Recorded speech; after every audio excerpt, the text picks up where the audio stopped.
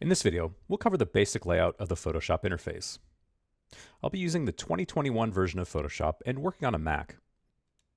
The Windows version is virtually identical, and I'll make sure to point out any differences between the two.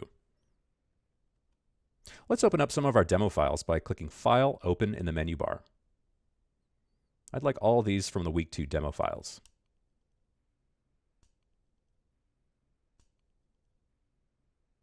These are the most important parts of the Photoshop interface. Getting familiar with these will help you get working as soon as possible. The menu bar, the toolbar, the status bar, the Discover panel, the document window, and the Layers panel. At the top of the interface is the menu bar. Under the File and Edit menus, you'll find very common commands like starting a new file, opening, closing, saving, or cutting, copying, and pasting, as well as some Photoshop-specific actions. The Image menu lets us control the pixel dimensions of a Photoshop file. The Layer menu gives us tools for managing layers in a file. The Type menu contains commands for working with text and typography. The Select menu helps when we're making selections of specific pixels in an image for editing. We can add effects automatically in the Filter menu, and we even have the option of working with 3D models under the 3D menu. The View and Window menu are crucial in arranging the Photoshop workspace, adjusting the viewing modes for multiple files, and zooming in or out on an image. The Help menu links to Photoshop's online tutorials and user forums, which are actually great places to go for help. The toolbar is on the left side of the screen. It contains tools grouped by section.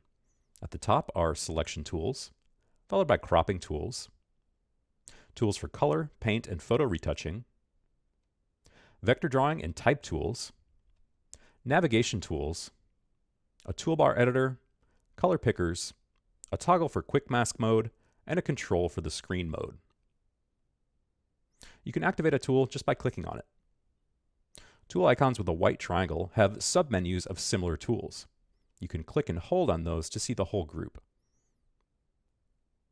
The tools you should get familiar with first are the selection and navigation tools. We'll look at them in depth in other videos.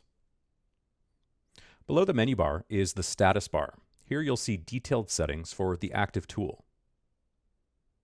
Starting from the far right, you'll see a link for sharing images, a drop-down for workspace layouts, which bring up different sets of panels for different workflows, and a shortcut to the Discover panel.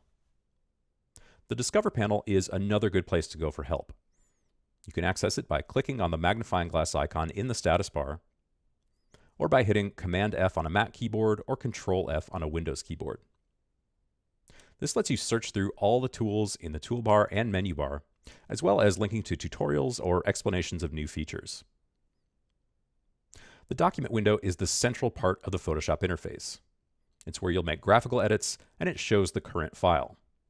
In Photoshop, the visual working area of a file is also called the canvas. By default, we'll see files open in tabs like this. Clicking on a file's tab will set that file as the current file, highlighting its name in white.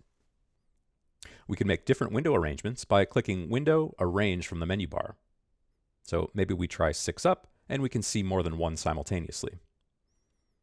If we want to go back, we can just click on Window, Consolidate all to tabs. The Layers panel shows the layers of the current file. We can access it by clicking Window, Layers, or clicking the Layers icon. Every file will have at least one layer. Some file formats like PSD and TIFF might have multiple layers. We'll cover dealing with layers in depth in another video. Just about everything else in the Photoshop interface is a panel. Panels give details that go along with settings and tools, and they can be helpful for tasks including making color adjustments, creating typography, making animations, and much more. Okay, that's an overview of the Photoshop interface.